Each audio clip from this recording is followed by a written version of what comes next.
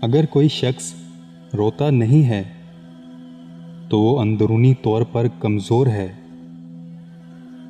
اگر کوئی شخص چھوٹی چھوٹی چیزوں پر روئے تو وہ شخص معصوم اور نرم دل کا مالک ہے۔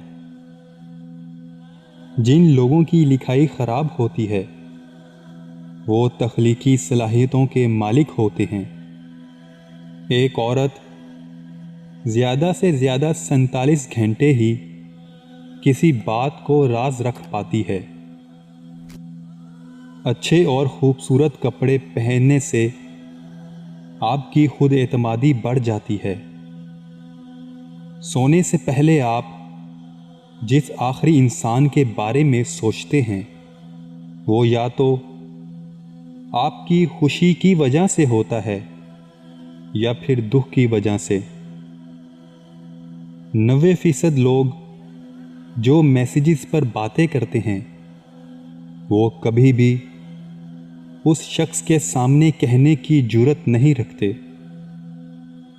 اگر کوئی شخص چھوٹی چھوٹی باتوں پر بھی غصہ کرے تو یقیناً اس شخص کو محبت کی ضرورت ہے۔